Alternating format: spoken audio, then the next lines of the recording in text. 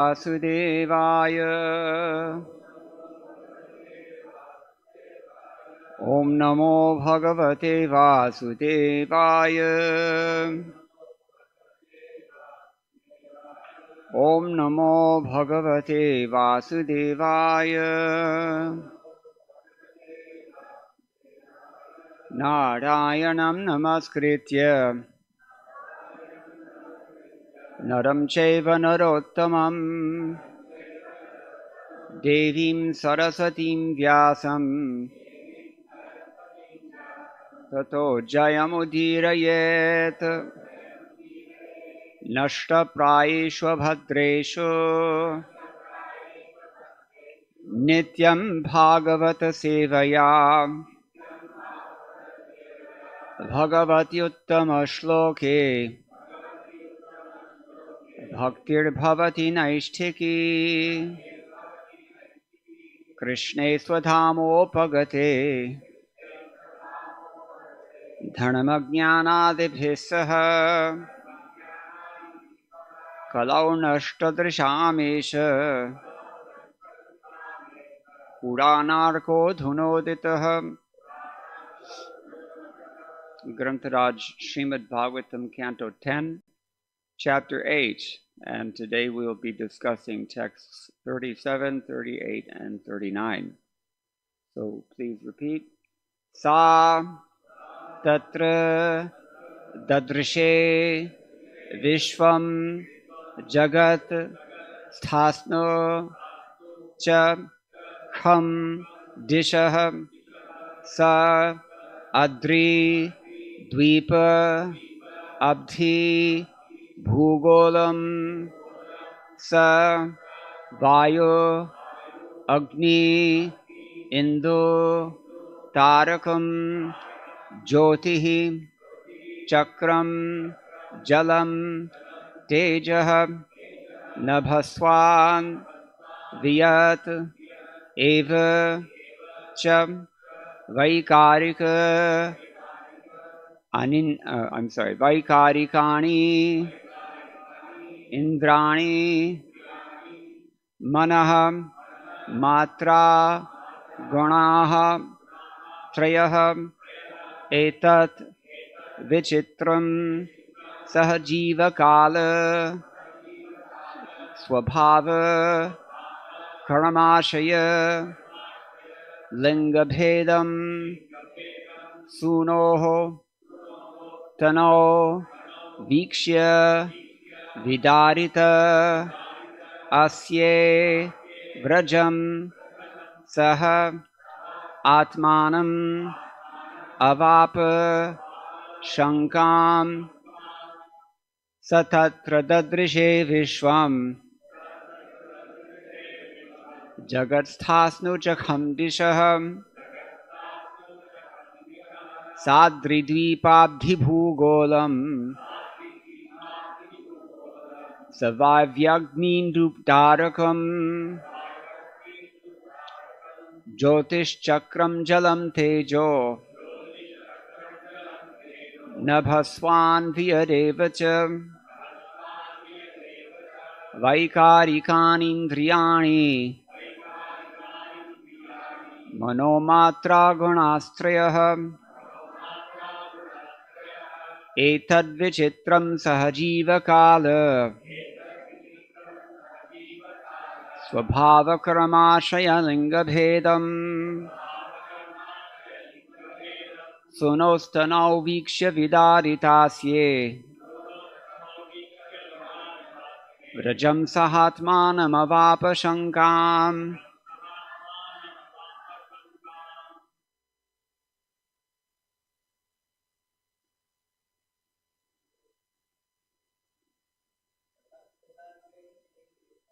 Satatra dadrishe vishwam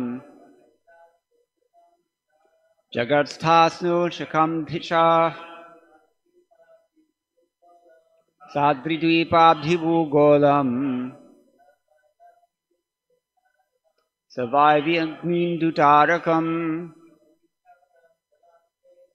jyotish-chakram jalam tejo नभस्वान्विरेव च वैकारिकानीन्द्रियाणि मनोमात्रा गुणाश्रयः एतद्विचित्रं सहजीवकाल स्वभावकर्माशयलिङ्गभेदम् सुनोस्तनौ वीक्ष्य विदारितास्ये स्वजं सहात्मानमवापशङ्काम् स तत्र ददृशे विश्वम् जगत्स्थास्नुचकं दिशः साद्रीद्वीपाब्धिभूगोलम् सवायवग्नीन्दुतारकम् ज्योतिश्चक्रं जलं तेजो नभस्वान्वियरेव च वैकारिकानीन्द्रियाणि मनोमात्रा गुणाश्रयः एतद्विचित्रं सहजीवकाल स्वभावकर्माशयलिङ्गभेदम् सुनोस्तनौ वीक्ष्य विदारितास्ये व्रजं सहात्मानमवापशङ्काम्. Ladies.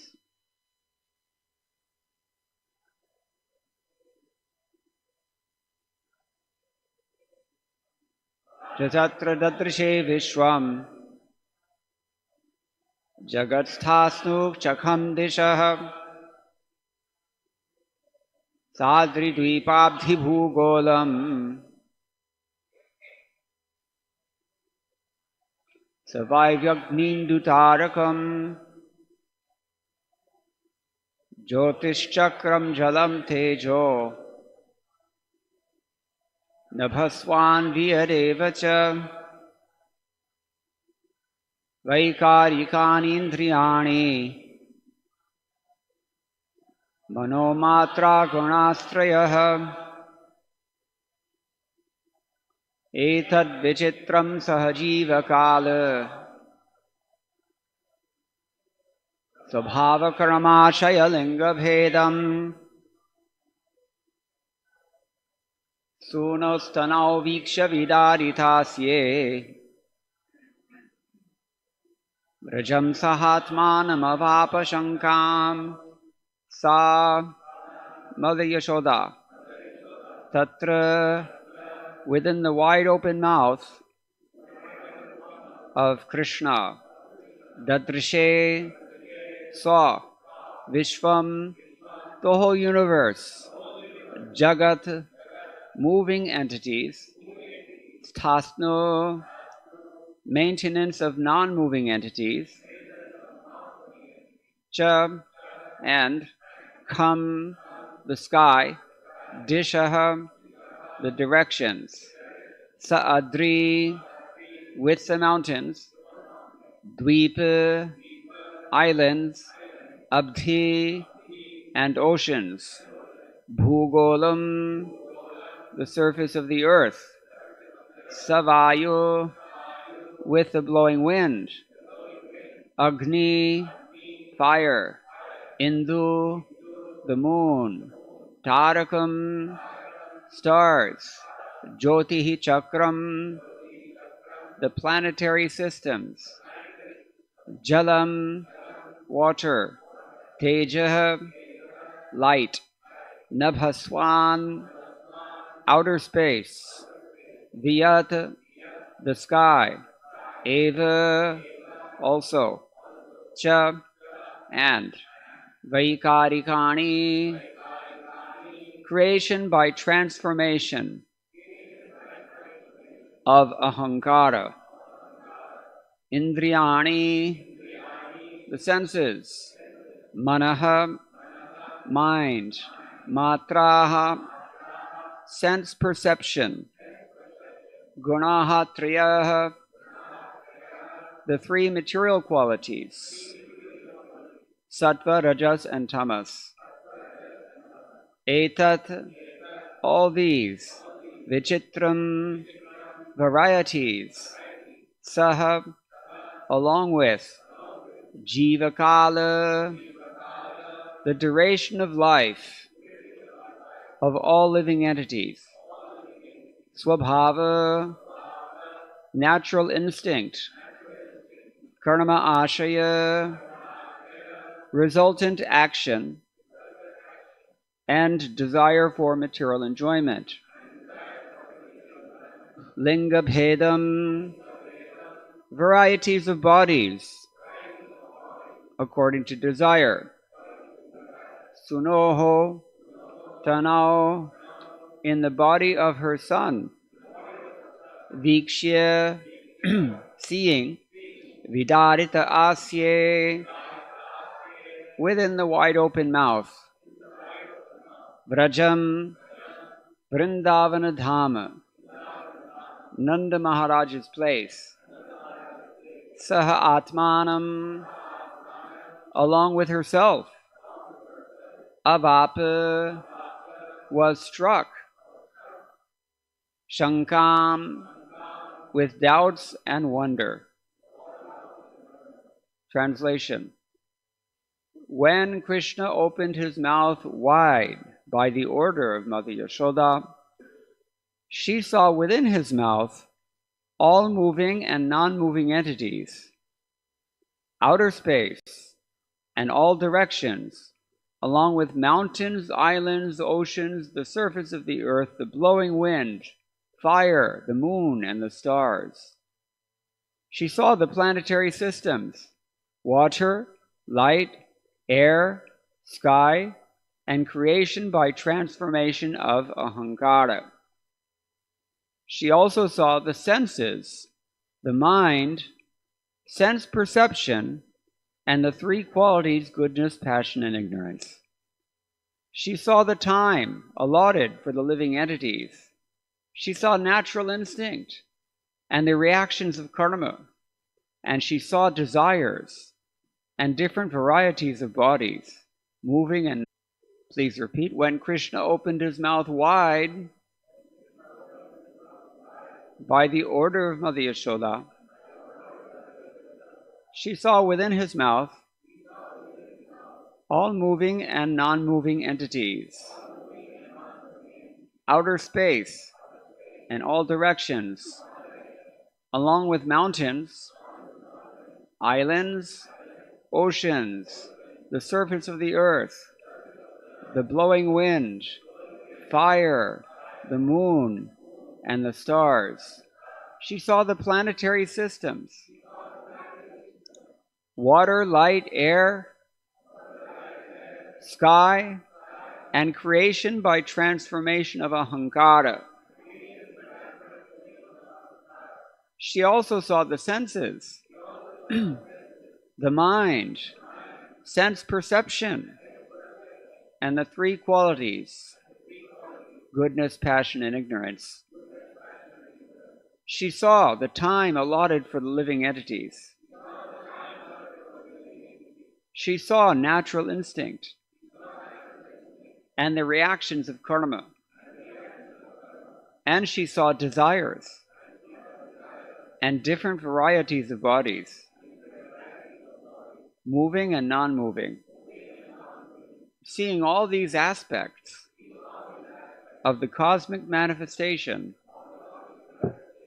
along with herself and Vrindavan Dham, she became doubtful and fearful of her son's nature.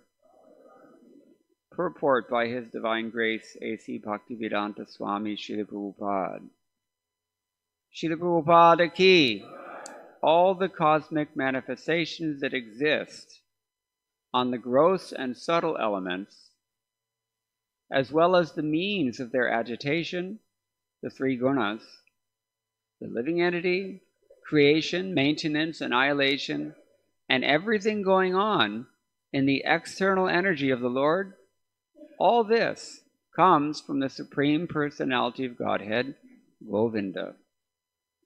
Everything is within the control of the Supreme Personality of Godhead. This is also confirmed in Bhagavad Gita, chapter 9, text 10. Mayadhyakshena prakritihi sluyate sacharacharam.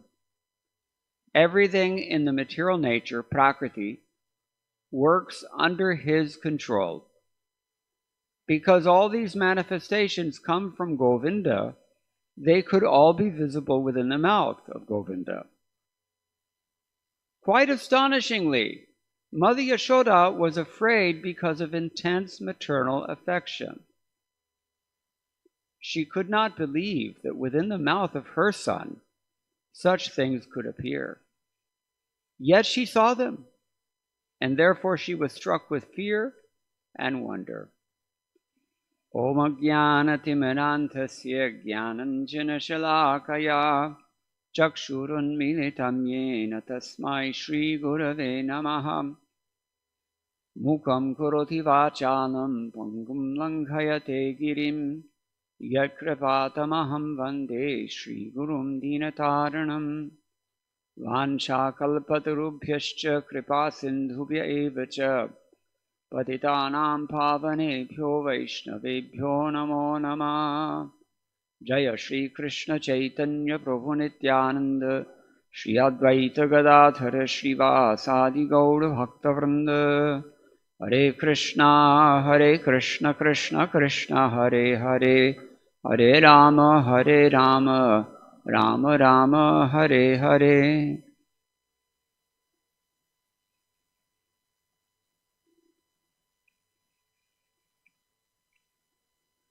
Madgavira Vigopala Srikuryat Kripaya Yadita Daiva Sambhayaha Pitva Vishayustat Priyajanaham. Mother Yashoda has had her epiphany here, or maybe she's not yet realized anything. It seems she's just struck with awe and astonished. Srila Prabhupada it's been described already in previous purports. Mother Yashoda was already astonished to hear that Krishna had eaten dirt. Any mother would be astonished if all his friends come in and report that your son has eaten dirt. It's a serious cause of concern. But now she's really astonished. All the things that she saw within his mouth. Anyone ever seen all moving and non-moving entities? Have you seen? Raise your hand if you've seen. One person has seen all living entities, moving and non-moving. Special soul. Have you seen outer space, all directions, all mountains, oceans on the surface of the earth, the blowing wind, fire, moon, and stars? Okay. She saw the senses, the mind, the sense perception, and the three qualities, goodness, passion, and ignorance. In text 39, we're getting into subtle things that don't really have gross form. For example, she saw the time allotted for all of us, the span of life. She saw natural instincts, that's called swabhava. How do you see something like that? She saw the reactions of karma. She saw the desires that cause those reactions. She saw the different varieties of bodies that result from them, both moving and non-moving. You can be a non-moving living entity. You remember? You were once a mountain. Do you remember? Once you were Brahma, then you turned into a mountain. Quite a sojourn we've been on. In 10th canto later on, we find in Damodar Lila, it's described, the sons of Kuvera, they prayed to Lord Krishna, Damodar, as Sarva Kshetra Vikara Vit, the person who knows all the vikara, all the changes that we undergo throughout this material existence. So all these things, moving and non-moving, bodies, the desires, the karma, the swabhava, all these things that impel this process of samsara. Mother Yashoda saw, and where did she see it? In the mouth of her little boy. It's bad enough to see dirt there, confirming that what the children are complaining about. This can't even be described, practically speaking. But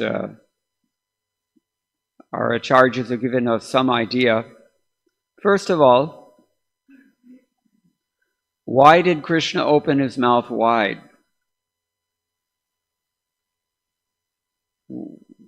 Did someone tell him to open his mouth wide? We heard yesterday, Mother Yashoda. And Krishna obediently did it. This is the thing that Prabhupada points out first of all. Just like in Pajavali we find Rupa Goswami describes another verse, Kwananam kwanayanam kwanasika kwashruti kvacha shiketi deshitaha tatra tatra nihitangulidalo ballavi kulam anandayat prabhuhu. What does it mean? The gopis ask Krishna, where's your face? Where's your nut? Where are your eyes? Where's your nose?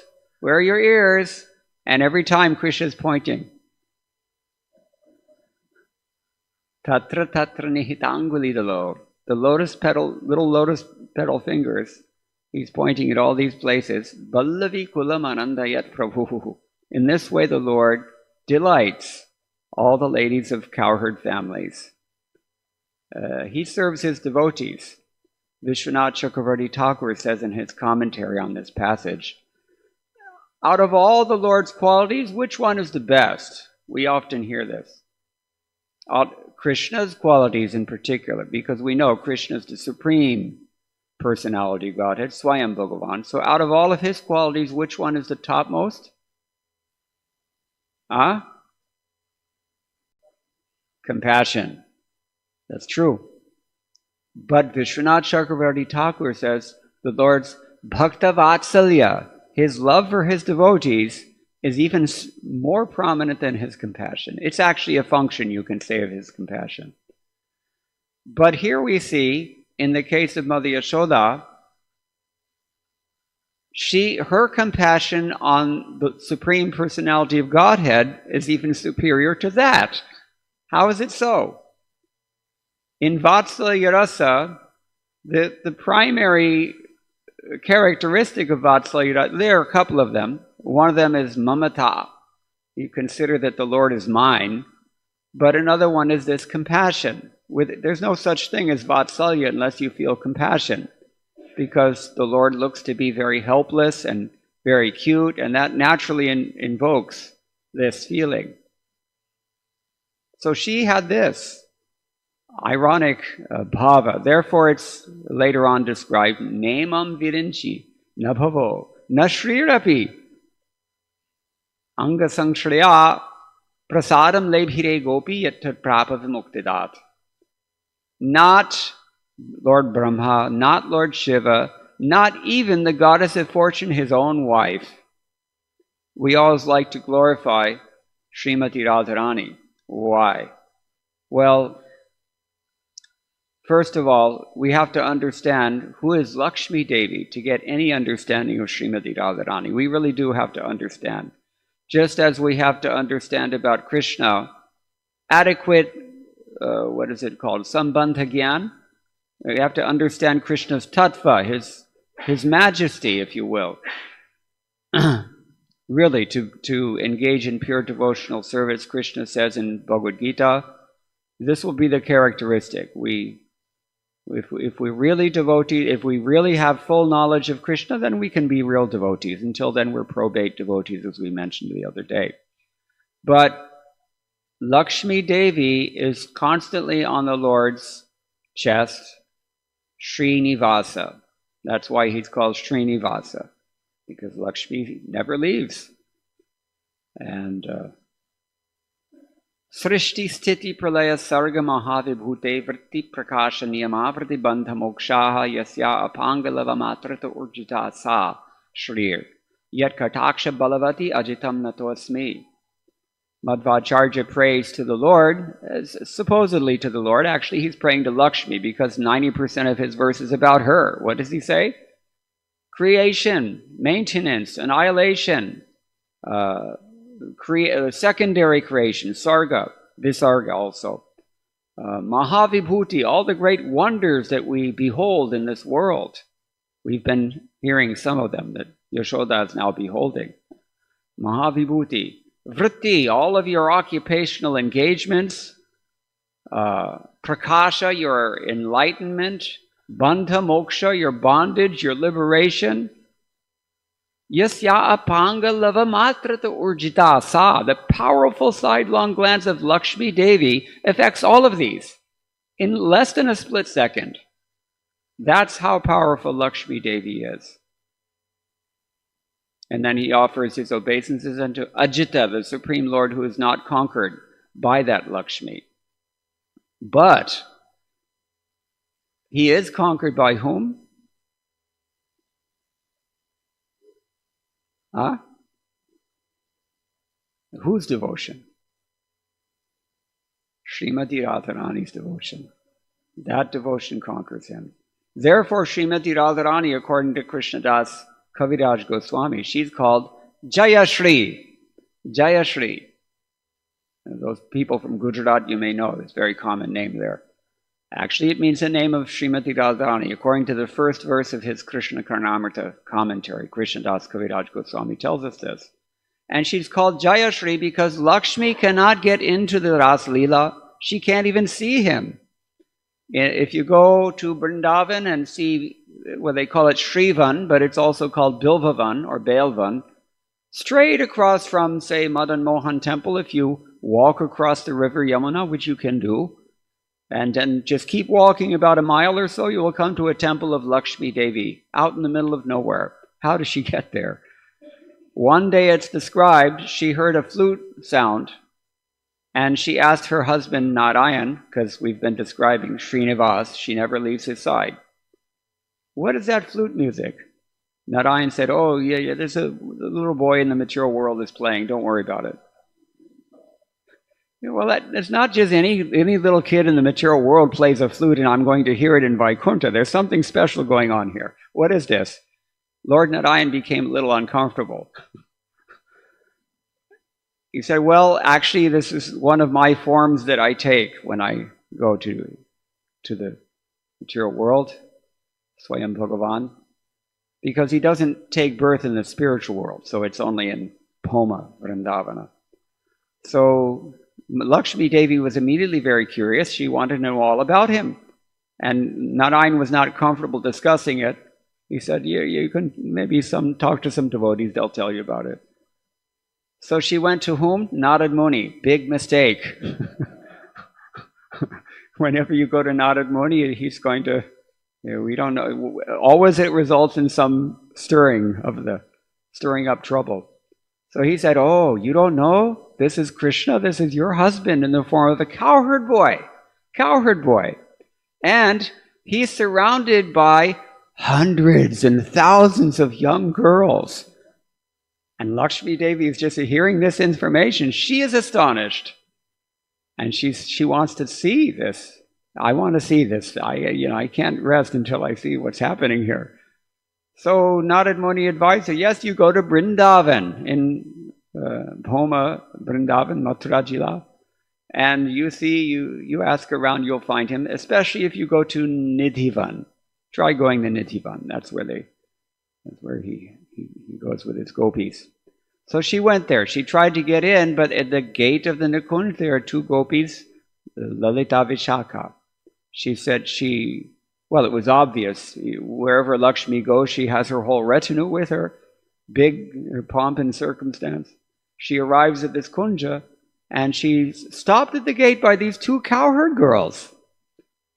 And she said, do you know who I am? I am Mahalakshmi from Vaikuntha. And the two girls said, we don't care who you are. Without Radharani's permission, you're not coming in. They were so confident. So Lakshmi Devi went back to Narad Muni and she told him this is what happened. And Narad Muni said, yeah, it's true. You have to get the mercy of Srimati Radharani if you want to witness these pastimes. And she said, how do I get the mercy of Srimati Radharani? He said, well, you have to engage in pure devotional service, but Vairagya Vidyanija Bhakti Yoga. The pure devotional service is characterized by what? Knowledge and Vairagya. So you have to give up all of your opulence and serve the lotus feet of Srimati Radharani. Now, in the material world, we are not these material bodies. But in the spiritual world, you are your body. And Lakshmi Devi is also her body in the spiritual world, spiritual body. But that spiritual body is the embodiment, if you will, of all opulence. And so, if Lakshmi Devi gives up that thing which she embodies, then what happens to Lakshmi? She vaporizes. It's not possible. So Lakshmi Devi was thinking, well, how am I going to do this? Narada Muni said, okay, anyway, just sit here in Sri Bilvavan, you would call it, and try to execute austerities and worship Krishna and pray to the Lord, and maybe someday you'll be successful. Since that time, 5,000 years ago, Lakshmi Devi is still sitting there in Bilvavan, still trying to get into the Ras Leela. She doesn't give up. So what kind of determination do we have to have? If you think it's difficult to build a temple, it's nothing. It's nothing. She has to come and sit in the dust. There's nothing, not even a jhompuri, I don't know, how do you say in Tamil, thatch hut to cover her. She's sitting in the dust. There's thorns everywhere. Nobody's paying any attention to her. So Krishna, after all, she's his wife, so he felt a little bit, sense of responsibility. He sent some of his cowherd boyfriends that, why don't you go over there, at least, dig her some chulha, she can eat something and make a thatched hut for her. So they did that, and then hote over the years, this has become a temple. Now it's very nicely renovated recently by this, they call it Vraj Vikas Trust, just like Bhakti Vikas Trust. So, anyway, the point is, even this goddess of fortune, who is his better half and who never leaves his side, she didn't get the mercy that was given to not only Srimati Radharani, but Yashoda here. Prasadam lebhire gopi. Gopi because it can be either one of them. Yatat prapita muktidat. Not only Mukunda, not only Muktida. Muktida means he gives liberation, but vimukti, what's above liberation? Vishesh mukti, what is it? Vaikuntavasa. You live in the spiritual world. A position of devotional service. And devotional service, according to Satyavrata Muni, is even beyond that. Because he doesn't even want to pray for that. And Chaitanya Mahaprabhu also doesn't want to pray for that. Anyway, the point is, this is the glory of Mother Yashoda, that she has such power over the Lord that she can tell him, bring Nanda Maharaj's shoes, and he brings them upon his head, and he places them before her, or before his father. Sometimes it's like that. Sometimes it's not like that. We recently went to Yashoda Kund. Raise your hand if you've been to Nandagram in Vrindavan. How many here? Yeah, several. Within Nandagram, how many people here have been to Yashoda Kund? Do you know the place I'm talking about? Yashoda has her bathing place. It's a tank there. Small temple is there, a tank is there. And Nanda has his nearby, Nanda Baitak. These are a little bit esoteric places at Nandagaon. And this is where Mother Yashoda used to take her early morning bath, pratah snana. And sometimes she would take the children with her. Sometimes the children would just play. Sometimes they would bathe. Sometimes they would just go by themselves also. So one morning they were playing by themselves, Krishna, Balaram, and all their friends. And they didn't want to come home for prasadam. And she has to call out, Bela halo damodara aisho ekhon. You know the song from Bhaktivinoda Thakur. And still the boys are not listening. Even though it's time to eat, Nanda Maharaj is sitting waiting for you. He won't eat until you come. The boys usually sit with Nanda and eat. So this time they didn't want to come and play. And they didn't want to give up their play. They were saying, just when our play is at the highest point, then you come and tell us to come home and eat? We don't want to come. So Mother Yashoda had initially sent Rohini to tell them, because usually it's good enough. Everybody knows Rohini is like also Krishna's mother. But they refused Rohini, so Rohini came back and had to report to Mother Yashoda that she failed. How would you feel? Mother Yashoda, okay, I'll have to do something. So Mother Yashoda came out to try to get them back also. And she's calling them and says, look, it's your father is waiting for you. Please come. Don't be naughty like this. And the boys are so absorbed, deeply absorbed, they don't want to give it up. So Yashoda had to threaten them. She said, you know, in the jungle here, just behind this kund, even now there's still a jungle there. They have 2 monsters. There used to be more monsters. In the 16th century, there were 4. Up until a year or 2 ago, there were 2 of them. Now there's none of them anymore. They've been stolen, these 2 monsters. Stone monsters. They're called Hao Bilao. And why are they stone? Well, let me explain first of all. These Hao Bilao, they're monsters, and what do? They come and eat children, according to Yashoda. Whether it's true or not, we don't really know, but this is what she told Krishna and Balaram and their friends. These 2 Hao Bilao, they come and eat children. If you don't come for prasadam now, then these Hao Bilao, they might come and get you because they're right inside that forest. Don't ever go and play there. Even that wasn't enough. So Mother Yashoda, suddenly she just dropped whatever she was carrying. She froze. Her eyes became big. She started trembling. She said, oh my God, Narayana, Narayana, these Hao Bilao, they're coming to eat you, Krishna, Balaram, you better come, quick, quick, quick. At that point, the boys, they came running, and Mother Yashoda, as they ran past her, she just grabbed them both and took them back. Anyway, this is Yashoda's power. She has the power like this. I'm diverging quite a bit. We need to get back to this verse. So let's continue. This is the point that Prabhupada is making. First of all, Krishna was very submissive to his mother. Submissive because of his bhakta vatsalya and because of her extraordinary prema.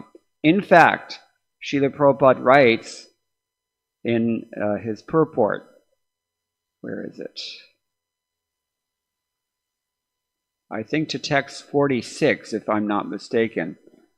Prabhupada writes that it appears that of all the devotees who have prema, madhurya prema, not madhurya rasa, sweet prema, Mother Yashoda is the topmost. She's unparalleled. Srila Prabhupada writes this in 10th canto, chapter 8, text 46, purport. It's the last thing he says there. All right, so with that said, let us see what some of our commentators have said about this verse. First of all, Jiva Goswami says, she saw the universe in his stomach, not actually in his mouth, since whatever Krishna ate would have been in his stomach by then, right? So she saw the whole universe there. Sridhar Swami says, concerning a verse in the next chapter, the universe took shelter of his stomach. That's in the next chapter, chapter 9. The universe composed of moving and non-moving living entities is described. Lightning should also be included with fire and the luminaries in the sky. Kam refers to Bhuvar Loka. She even saw Akash, that's the sky. What to speak of its products like air, fire, water, and earth. Subtle material elements, but still material elements. The word cha indicates ahankara, mahatattva, and prakriti as well, she saw. She saw what has no form. We've mentioned already. What kind of things here in this list have no form? We know ahankara has no visible form, prakriti, etc., mind, etc. But what did she see then? How does she see these things if they have no visible form? He says she saw their controlling deities, which are considered non-different. Just like sometimes we worship Agni. Is there a deity of Agni, or do we worship the fire directly? We worship the fire. So in this way. But she saw. We see these things and we remain dull-headed like animals. This is our vision. Because we're so deeply absorbed in sense gratification, we cannot see Vasudeva everywhere. But he is there. Mother Yashoda could see it, especially at this point. Now, she didn't see him in his Madhurya form. She saw him in his Tattva form, universal form, Virat Rupa form. And that is unusual. So, when her son opened his mouth wide, she saw Vraja also, Vrindavan Dham, and she saw herself, and she saw Krishna also. Brahmaji later on says, Yasya kukshavidam sarvam satmam bhati yatha tatha sattvayapiha tat sarvam kimidam mayaya vina. This is from chapter 14, text number 17 of this 10th canto. It's been mentioned already. Just as this entire universe, including you, was exhibited within your abdomen, so it is now manifested here externally in the exact same form. How could such things happen unless arranged by your material energy? This is from Brahma's prayers. Now, it's also described that by the inconceivable power of this small boy, simultaneously the great form containing the universe and his small human form, which resides within that universe and which contain the universe, they were all shown to Mother Yashoda. So she started having various doubts. She started to worry about her son, as any mother should in such circumstances. You should not expect to have this experience, but in case you do, you will certainly have doubts, to say the least. So she could see that because she was endowed with extraordinary powers, just like Krishna tells Arjuna when he showed the Vishvarupa there. What is that? Pashyame yogam aishwaram, is it? I forget the Sanskrit. Divyam dadami te chakshu. I'm giving you divine eyes. So this is Jiva Goswami's contribution to this discussion. Srila Vishwanath Chakravarti Thakur says, reiterating what we've heard already from Jiva Goswami, according to the prayers of Brahma, Yashoda did not see the universe in Krishna's mouth, but rather in his belly. Jagat means moving, and Sthasnu means immobile, living entities. Kam means antariksha, outer space, or bhuvarloka, the celestial sky. Sa'adri refers to the whole earth along with its mountains, islands, and oceans. Savayuhu refers to the blowing wind which moves the planets. Nabhaswan refers to outer space. Vaikari, Kani, is the demigod in charge of the senses. Gunastrayaha are the three material qualities, sattva, raja, and tamas. Yashoda could see these formless things by seeing the form of their presiding deity. So he's reiterating same points made by Jiva Goswami. And when they assumed gross forms, as well as we've already mentioned. So at the same time, Saha, Yashoda saw the Jiva, living entity, and Kala. Jiva Kala, you can say, Sanskrit is like this. When you have compounds in Sanskrit, what does Jiva Kala mean? Anybody what does Jiva Kala mean?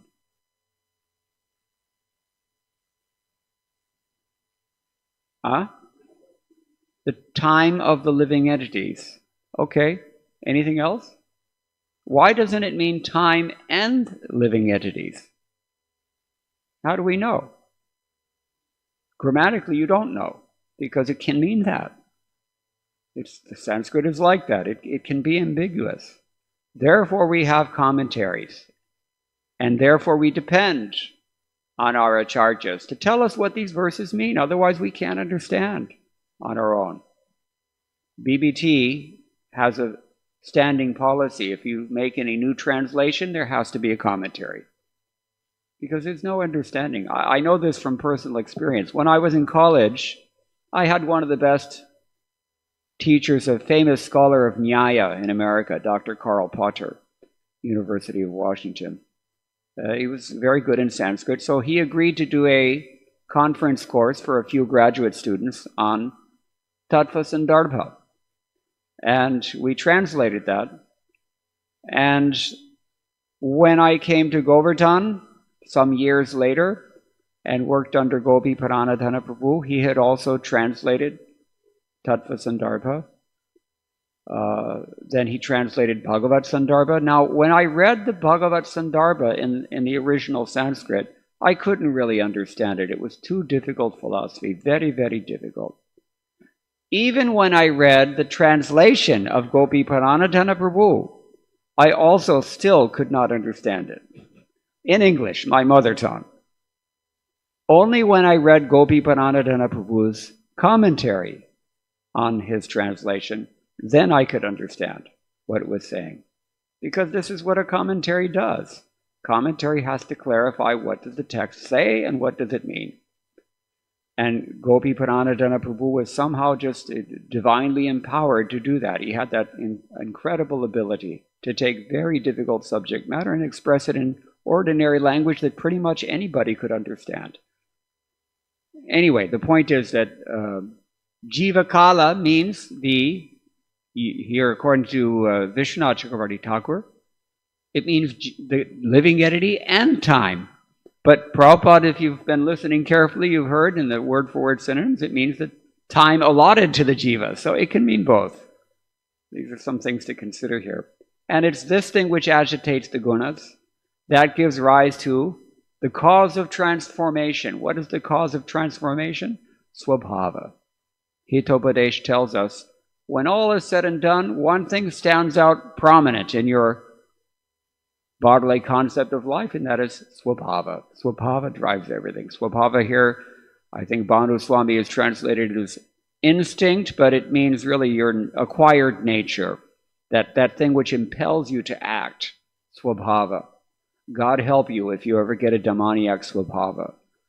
So, then you take birth in places like Hollywood. So, karma ashaya means really means it's the support of karma. What is the word for this? Not exactly adhara, but receptacle of karma. The whole karmic mess.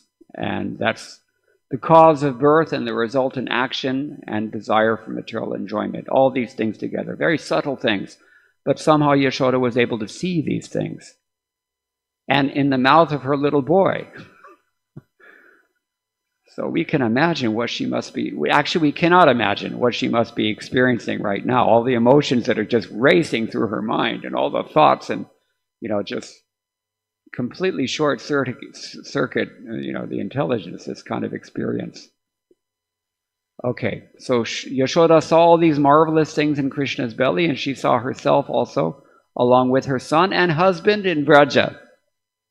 Brahma's words indicate that this vision was of this particular universe. So it happened here. The universe was simultaneously inside and outside of Krishna's belly by the inconceivable power of Yogamaya. And we've seen this before. In which Leela have we seen this? In Vraj. Which Vraja Leela do we see? Krishna is simultaneously outside something and within that thing as well. Govardhan Leela. He's the hill, and he's also circumambulating the hill. Same. This is Achintya Shakti. So the cornerstone of Jiva Goswami's entire Shat Sandarbha, which is the definitive statement of Gaudiya Vaishnava philosophy, Jiva Goswami says the very essence of it is that you have to understand this Achintya Shakti. Many times Srila Prabhupada used to emphasize this. Once in a morning walk, at least once, probably more than that, talking with Sarup Damodar, the scientist, Srila Prabhupada said, without this Achintya Shakti, there's cannot be any conception of God. It really begins with that. From a philosophical point of view, we have to understand the Achintya Shakti. If we're approaching from an emotional standpoint, then we have to understand something else, and that is Hladini Shakti. But they're one and the same. They're one and the same. This Achintya Shakti is but a subset of Srimati Radharani's wonderful character. We've already mentioned Lakshmi Devi and her potencies. So Radharani has even more than that, because she has this ability. This is how she conquers Krishna, through her Ahladani Shakti. Krishna gets no enjoyment except through her, because she embodies that, just as much as Lakshmi Devi embodies his Aishwarya. Srimati Radharani embodies Madhurya. So devotees, Gaudiya Vaishnavas in particular, you can say that we're devotees of Krishna. It's true, but actually, on the face of it, it would seem that we're more devotees of Srimati Radharani than we are of Krishna. So, the vision of the Lord in the universe and the universe in the Lord was actually meant for the Shanta Bhaktas, reverential devotees. And here in this passage, Srila Prabhupada elsewhere describes, sometimes those persons are not really considered devotees even, because real devotional service begins with dasya rasa, when you're ready to do something.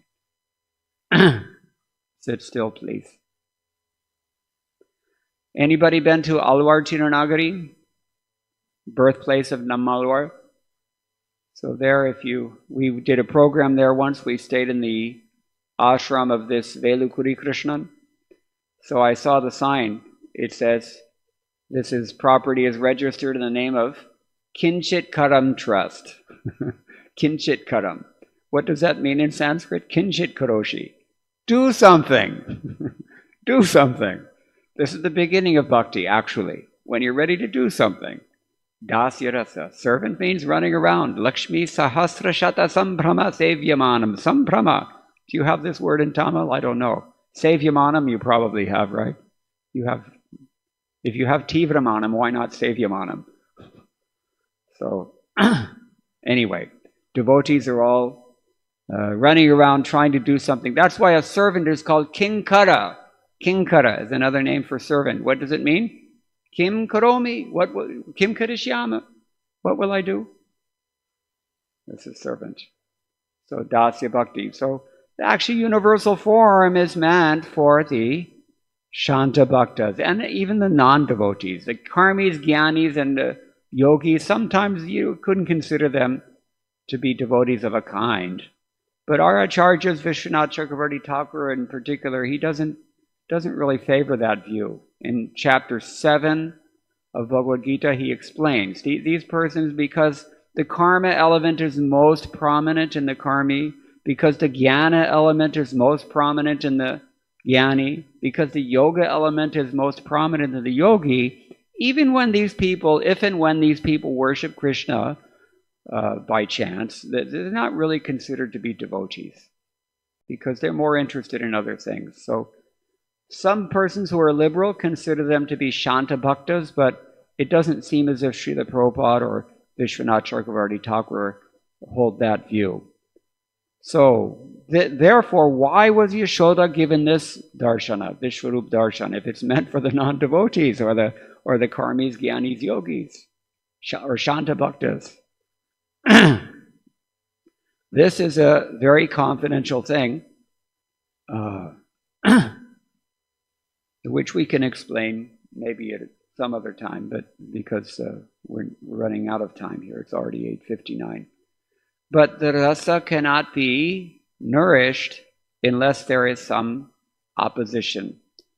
One thing that Jiva Goswami says in his commentary on the Chatushloki Bhagavatam is that when a person is conditioned by Yoga Maya, that person cannot appreciate the experience of Mahamaya, and vice versa. If we are conditioned by Mahamaya, we cannot appreciate the experiences that abound in Yogamaya. So you can choose one or the other, but you cannot have both. If you have both at the same time, there's going to be a conflict, which is exactly what Yashoda is experiencing here. She doesn't belong in this state of on reference.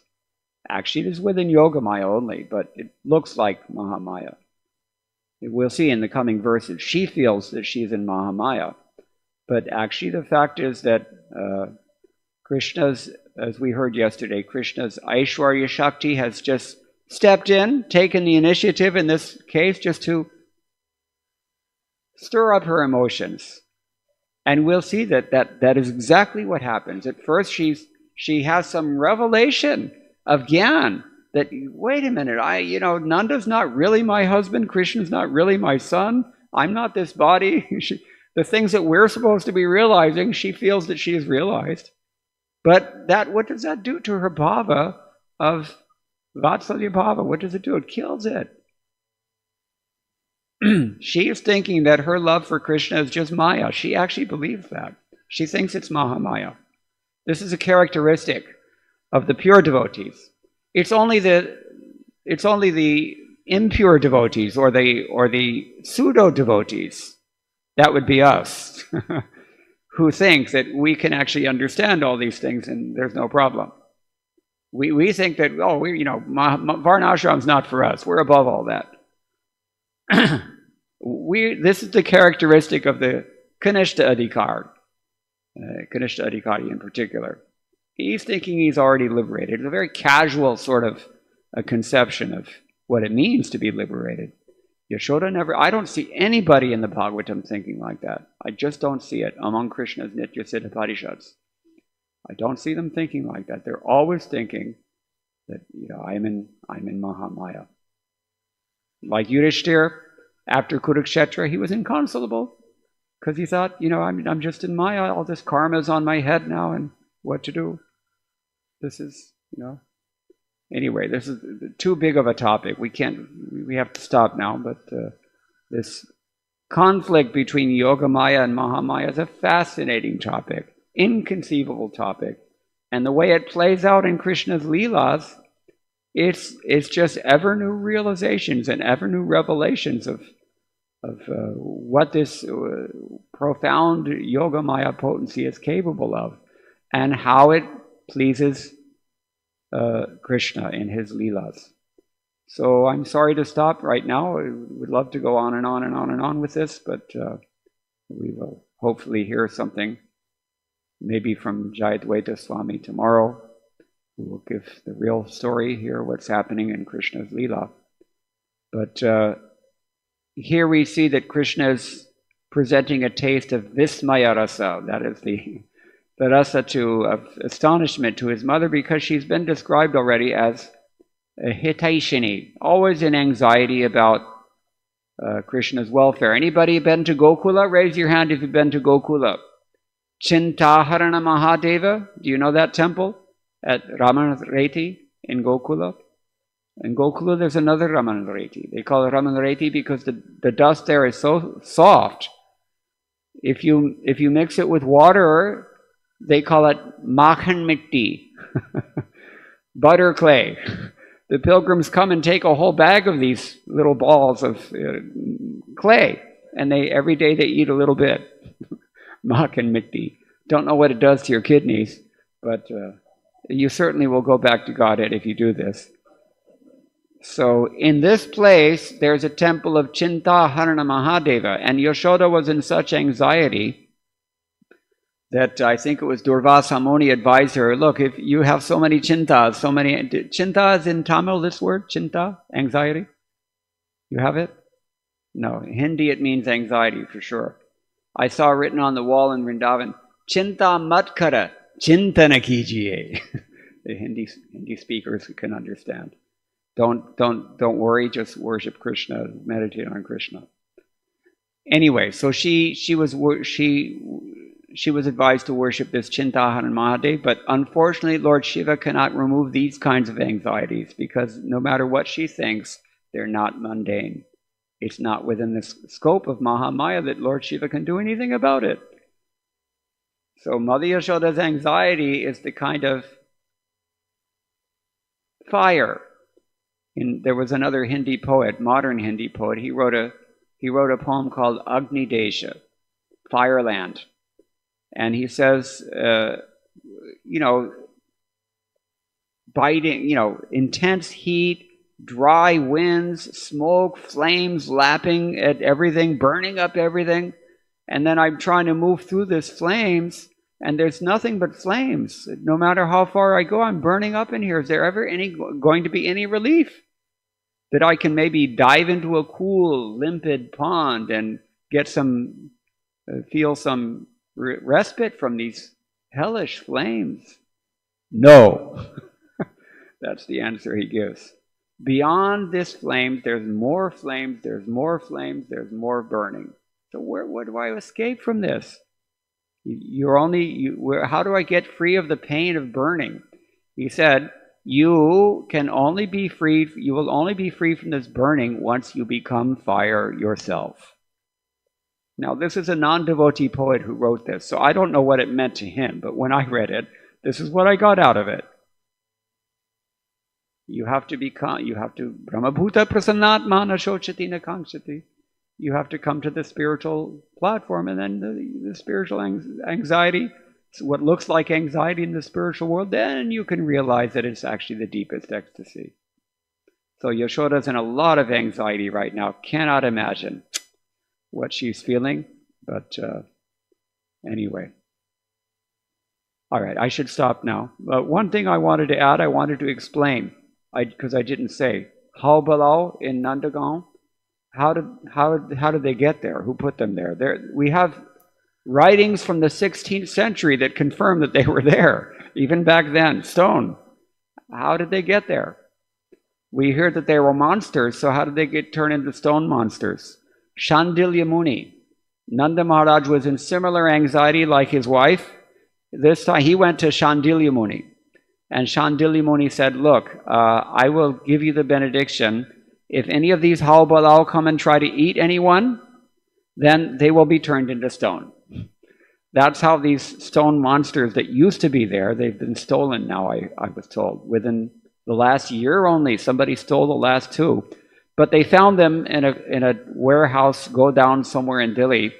And because it's India, the court case will be going on probably for the next 30 or 40 years, as these things go. But that's what happens if you're a demon and you can't control these monsters. They couldn't control their little monster tongues, and they tried to eat some of Krishna's devotees in Vrindavan. They got turned into stone.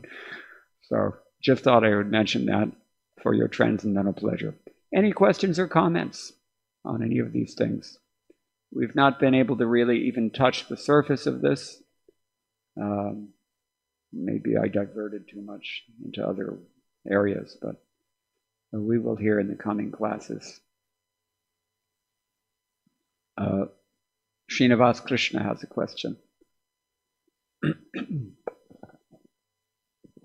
Hare Krishna Prabhuji, Pranam. This statement that real devotional service begins from Dasya Rasa. So now we have this Shantaras devotees in Vaikuntha and Vrindavan. Not Vaikuntha. That's the yogis are in the Shantarasa. Vaikuntha means Dasya Rasa.